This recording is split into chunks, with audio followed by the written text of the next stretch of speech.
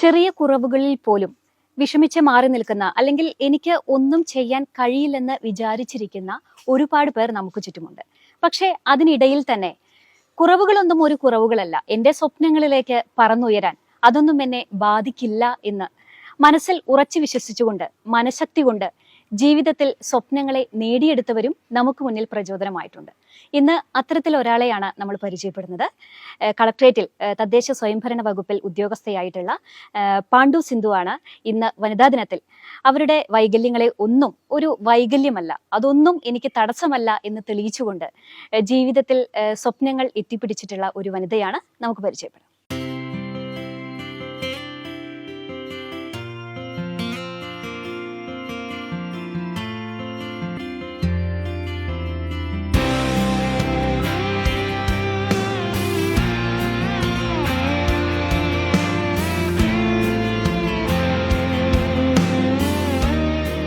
കുറവുകളെ ഒരു പ്രചോദനമായി കണ്ടിട്ട് തൻ്റെ സ്വപ്നങ്ങളെ എത്തിപ്പിടിച്ചിട്ടുള്ള ഒരു വനിത. എനിക്ക് തോന്നുന്നു വനിതാ ദിനത്തിൽ ഒരുപാട് സ്ത്രീകൾക്ക് പ്രചോദനമാവാനും അല്ലെങ്കിൽ അവർക്കൊരു സന്ദേശം നൽകാനും ഏറ്റവും ആപ്റ്റായിട്ടുള്ള ഒരു വനിതയാണ് മാം.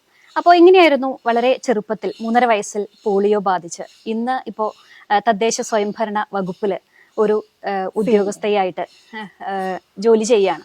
അതോടൊപ്പം തന്നെ സ്വന്തമായിട്ട് ഡ്രൈവ് ചെയ്യുന്നു, അതുപോലെ തന്നെ 2 വീലറും കൈകാര്യം ചെയ്യും. അപ്പൊ എങ്ങനെയായിരുന്നു ഈ ഒരു ഇത്രയും വഴിയിലേക്കുള്ള ഒരു കയറ്റം, ഒരു നടന്നു വരവ്, അതെങ്ങനെയായിരുന്നു? എനിക്ക് ചെറുപ്പത്തിൽ 3.5 വയസ്സിലാണ് 2 കാലിനും പോളിയോ വന്നത്. 2 കാലുകൾക്കും എല്ലുകൾക്ക് നല്ല ബലക്ഷയമുണ്ട്. അപ്പോൾ സ്കൂള്, കോളേജ്, മെയിൻലി സ്കൂൾ മുഴുവനും ഹോസ്പിറ്റലൈസിലായിരുന്നു. എക്സാം എഴുതാൻ വേണ്ടി മാത്രം വരുന്ന ഒരു കുട്ടിയായിരുന്നു. +2 കഴിയണ വരെ ഇരുന്ന് നിരങ്ങണ ഒരു സ്റ്റേജിലായിരുന്നു. അത് കഴിഞ്ഞിട്ടാണ് ഈ ഒരു സ്റ്റേജിലേക്ക് വന്നത്. ഇപ്പോഴും നടക്കാൻ വളരെ ബുദ്ധിമുട്ടാണ്, വീൽ ചെയർ ആണ് യൂസ് ചെയ്യുന്നത്. അങ്ങനെ അച്ഛൻ ചെറുപ്പത്തിൽ വളരെ കഷ്ടപ്പെട്ട് അച്ഛന് സ്കൂളിലേക്കൊക്കെ എന്നെ ആ സമയത്ത് കൊണ്ടുപോകുമ്പോൾ അച്ഛൻ്റെ ഫ്രണ്ട്സും കൊളീഗ്സും ഒക്കെ ഇങ്ങനെ ചോദിക്കാറുണ്ട്, എന്തിനാ, വിശ്വനാഥനാണ് എൻ്റെ അച്ഛൻ്റെ പേര്, എന്തിനാ ഈ കുട്ടീനെ പഠിപ്പിച്ചിട്ട്. അന്ന് ഇപ്പൊക്കെ എന്ന് പറയുമ്പോൾ RPWD act, differently abled people എന്നൊക്കെ പറയുമ്പോൾ കുറേ മാറ്റങ്ങൾ വന്നിട്ടുണ്ട്. പക്ഷെ ആ സമയത്ത് ഒരു ഓഡ് വൺ ഔട്ട് എന്ന് പറഞ്ഞ പോലെ ഒരു പ്രത്യേക ഒരു ഗ്രഹത്തിൽ നിന്ന് വന്നൊരു കുട്ടിയുടെ പോലെയാണ് എന്നെ കാണാറുള്ളത്. എപ്പോഴും ഒരു മാറ്റി നിർത്തൽ അങ്ങനെ ഫീൽ ചെയ്തിട്ടുണ്ട്. എന്ന് പറയുമ്പോൾ നമ്മൾ rejection, total rejection at every angle എന്ന് പറയുമ്പോൾ നമ്മൾ സ്കൂളും കോളേജും ഇത് പോകുമ്പോഴും നമ്മുടെ ആ ഒരു വൈകല്യം കാരണം കൊണ്ടുള്ള ഒരു ഗ്യാപ്പ് അത് നല്ലോണം അനുഭവിച്ചിട്ടുണ്ട്. അത് ഇപ്പോഴും പൂർണ്ണമായിട്ടും പോയിട്ടില്ല.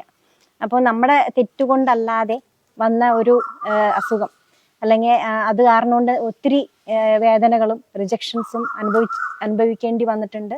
നമ്മൾ അത് ഇപ്പോഴും അതിജീവിച്ചുകൊണ്ടിരിക്കുന്നു. അപ്പോൾ അച്ഛന് അന്ന് ഒരുപാട് ഇൻ ദ മിഡിൽ സ്കൂൾ എനിക്ക് എൻ്റെ ആവശ്യങ്ങൾക്ക് വരാറുണ്ട്. മീൻസ് എനിക്ക് ടോയ്ലറ്റിനോ മറ്റു കാര്യങ്ങൾക്ക് തന്നെ എണീറ്റ് പോകാനൊന്നും പറ്റത്തില്ല. പിന്നെ പെയിൻ വരും. അപ്പോൾ ഒക്കെ അച്ഛൻ അവിടെ നിന്ന് വരുമ്പോൾ എൻ്റെ അച്ഛന് മെമ്മോ വരെ കിട്ടിയിട്ടുണ്ട്. അപ്പോൾ അച്ഛൻ്റെ സുഹൃത്തുക്കളും എല്ലാവരും പറയും, എന്തിനാ ഈ കുട്ടീനെ പഠിപ്പിച്ചിട്ട് വല്ല കാര്യമുണ്ടോ വിശ്വനാഥ, അപ്പോൾ നിങ്ങൾക്ക് അത്യാവശ്യം കഴിഞ്ഞുകൂടേണ്ട വകയുണ്ടല്ലോ, അപ്പോൾ ആ കുട്ടീനെ വീട്ടിൽ ഇരുത്തിക്കൂടെ. അപ്പോൾ എൻ്റെ അച്ഛൻ പറഞ്ഞ വേർഡ്സ് ഉണ്ട്, എൻ്റെ മോള് ആദ്യം അവളുടെ ചോറ് സമ്പാദിക്കട്ടെ, ബാക്കിയുള്ളതൊക്കെ അവൾക്ക് കൂട്ടിച്ചേർക്കപ്പെടും, അവൾക്ക് സരസ്വതി ഞാൻ ആദ്യം കൊടുക്കും, അത് ചോറ് സമ്പാദിക്കാനുള്ള നട്ടെല്ലാം എൻ്റെ മോൾക്ക് ഉണ്ടെന്നുള്ളത്. അപ്പോൾ ചെറുപ്പത്തിൽ ആ വേർഡ്സ് എൻ്റെ മൈൻഡിൽ വളരെ ശക്തമായിട്ട് രജിസ്റ്റർ ആയി. അപ്പോൾ ഞാൻ വിചാരിച്ചു പഠിക്കണം, എൻ്റെ ചോറ് ഞാൻ സമ്പാദിക്കണം. അപ്പോൾ അവിടെ നിന്നാണ് എന്നിലൂടെ ഒരു ഫൈറ്റർ വരുന്നത്. റിജക്ഷൻ തന്നെയാണ് എൻ്റെ ഒരു വിജയത്തിന് കാരണം. അന്ന് എൻ്റെ അച്ഛനെടുത്ത തീരുമാനമാണ് ഇന്ന് ഞാൻ തൃശ്ശൂർ കളക്ടറേറ്റിൽ തദ്ദേശ സ്വയംഭരണ വകുപ്പിൽ ജോയിന്റ് ഡയറക്ടർ ഓഫീസിൽ സീനിയർ സൂപ്രണ്ടൻ്റായിട്ട് വർക്ക് ചെയ്യുന്നു. ഒരു ഗസ്റ്റഡ് ഓഫീസർ ആവണമെന്നൊരു ആഗ്രഹം ഉണ്ടായിരുന്നു.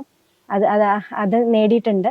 കൂടാതെ മികച്ച സംസ്ഥാന സർക്കാരിൻ്റെ ഭിന്നശേഷി വിഭാഗത്തിൽ മികച്ച സംസ്ഥാന സർക്കാരിൻ്റെ മികച്ച സർക്കാർ ജീവനക്കാരിയുടെ സംസ്ഥാന അവാർഡ്, സംസ്ഥാന പഞ്ചായത്ത് പ്രതിഭ അവാർഡ്, എക്സലന്റ് അവാർഡ്, അതുല്യ പ്രതിഭ അവാർഡ്, ഇങ്ങനെ ഒത്തിരി പുരസ്കാരങ്ങളും അനുമോദനങ്ങളും ഏറ്റുവാങ്ങിയിട്ടുണ്ട്.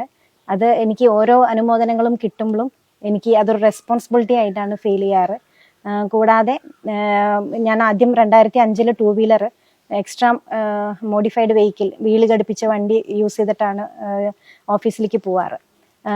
അങ്ങനെ പോയി വരുമ്പോൾ കൂടുതൽ എൻ്റെ തണ്ടലിന് പെയിൻ വന്നു. എനിക്കത് കൂടുതൽ ദൂരം വരുമ്പോൾ എനിക്കത് ട്രാവൽ ചെയ്യാൻ പറ്റാത്ത അവസ്ഥ വന്നപ്പോഴാണ് ഞാൻ ഈ നെറ്റിലൊക്കെ സെർച്ച് ചെയ്തിട്ട് ഇങ്ങനെ ഒരു മോഡിഫൈഡ് വെഹിക്കിൾ കാറ് യൂസ് ചെയ്താലോ എന്നൊരു തോട്ട് വന്നത്.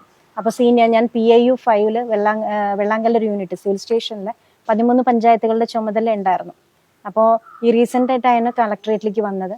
അവിടെ ആ സമയത്ത് ഇങ്ങനെ പഞ്ചായത്തുകൾക്ക് പോകാൻ എനിക്ക് കാറിൽ പോകണമെന്ന് ആഗ്രഹം. അങ്ങനെ ഞാൻ സെർച്ച് ചെയ്ത് മോഡിഫൈഡ് വെഹിക്കിളിനെ ചോദിച്ചപ്പോൾ അവിടെ മലപ്പുറം മുസ്തഫ എന്ന് പറഞ്ഞൊരു ചേട്ടൻ ആയിട്ട് കോൺടാക്ട് ചെയ്തു. അപ്പോൾ അദ്ദേഹം പറഞ്ഞു, ലേഡീസിന് ഞാൻ ഇതുവരെ ചെയ്തു കൊടുത്തിട്ടില്ല, നിങ്ങളെ ഒന്ന് കാണണം എന്ന് പറഞ്ഞു. ഞാൻ ചെന്ന് കണ്ടപ്പോൾ എൻ്റെ അവസ്ഥ കണ്ടിട്ട് പറഞ്ഞു, അയ്യോ നിങ്ങൾക്ക് വളരെ ബുദ്ധിമുട്ടാണ്, കാലുകൊണ്ടൊന്നും പറ്റത്തില്ല, അപ്പോൾ ഫുൾ കയ്യുമ വേണം. അപ്പോൾ ആ രീതിയിൽ അപ്പോൾ ആള് ലേഡീസിനൊന്നും ചെയ്യാൻ ഇതുവരെ ചെയ്തു കൊടുത്തിട്ടില്ല എന്ന് പറഞ്ഞു ആ കാലഘട്ടത്തിൽ. അപ്പോൾ അത് കഴിഞ്ഞിട്ട് ഞാനിവിടെ തൃശ്ശൂർ ജോസേട്ടൻ, അദ്ദേഹമാണ് എനിക്ക് മോഡിഫൈഡ് ചെയ്ത് കയ്യിലൂടെ ആക്സിലേറ്ററും ഒരു റോഡുമേ കയ്യിൽ ആക്സിലേറ്ററും ബ്രേക്കും പിടിച്ച് അങ്ങനെ ഓടിക്കാനുള്ളൊരു ഇത് കാണിച്ചു തന്നത്. പക്ഷെ ഇപ്പം അപ്പോഴും പഠിപ്പിച്ചു തന്നിട്ടില്ല, എങ്ങനെ ഓടിക്കും എന്നറിയില്ല. അങ്ങനെ ഞാൻ കാറ് ലോണിൽ വാങ്ങിച്ച് വീട്ടിൽ വെച്ചു. അങ്ങനെ ഒരു മാസം വരെ അങ്ങനെ അതവിടെ നിന്നു. എന്ന് പറഞ്ഞാൽ റോഡിലേക്ക് മറ്റുള്ള ആളുകൾക്ക് ഡ്രൈവിംഗ് സ്കൂളൊക്കെ ഉണ്ട്, നോർമൽ ആൾക്കാർക്ക് ഫിസിക്കലി ഫിറ്റ് അവർക്ക് ഡ്രൈവിംഗ് സ്കൂളിലൊക്കെ ചെന്ന് പഠിക്കാം. ഇപ്പം ഞങ്ങളെ പോലെ ഡിഫറെന്റ്ലി ഏബിൾഡ് ആയിട്ട് ആൾക്കാർക്ക് കാർ ഡ്രൈവിംഗ് സ്കൂളൊന്നും എവിടെ ഇല്ല, എങ്ങനെ പഠിപ്പിക്കാൻ ഓപ്ഷൻ ഇല്ല. അപ്പൊ ഞാന് വളരെ കൃഷ്ണഭക്തിയാണ്. അപ്പൊ ഭഗവാനെ അങ്ങോട്ട് പ്രാർത്ഥിച്ച് പുലർച്ചെ 4 മണിക്ക്, ഒരു മാസം കഴിഞ്ഞപ്പോൾ കാർ എടുക്കണ്ടേ ലോണിൽ, അങ്ങനെ ഞാൻ 4 മണിക്ക് ഓടിച്ച് ശ്രമിച്ചു. അങ്ങനെ ഞാൻ ഒരു അരമണിക്കൂർ ശ്രമിച്ചു. സ്റ്റിയറിംഗ് വണ്ടി ഓടിച്ച് പരിചയമുള്ളത് കൊണ്ടായിരിക്കും എവിടെയും ആദ്യത്തെ ഡ്രൈവിംഗിൽ തന്നെ ഒരു കോൺഫിഡൻസ് വന്നു. അങ്ങനെ ഓഫീസിൽ പോവും, വൈകുന്നേരം ആരും വിജനമായ റോട്ടിൽ കൂടെ ഓടിക്കും. അങ്ങനെ ഓടിച്ച് ഡ്രൈവ് ചെയ്ത് പഠിച്ചു. അപ്പം എൻ്റെ ഫ്രണ്ട്സൊക്കെ ചോദിക്കാറുണ്ട്, മീൻസ് എൻ്റെ ഫ്രണ്ട്സ് ആയാലും ഇങ്ങനെ അവരുടെ വൈഫ് കാറൊക്കെ വാങ്ങിച്ചു, പുതിയത് ഡ്രൈവിംഗ് ലൈസൻസ് എടുത്തു. പക്ഷേ അവർ ജസ്റ്റ് ഒന്ന് പുറത്തേക്ക് എടുത്തപ്പോൾ വണ്ടി തട്ടി, അതോടുകൂടി പേടിച്ച് അവർ പിന്നെ വണ്ടി എടുക്കുന്നില്ല. അപ്പോൾ അവർ ചോദിച്ചു, എങ്ങനെയാ സിന്ധുവിന് അങ്ങനെ എടുക്കാൻ പറ്റുന്നത്? അവർക്ക് പേടി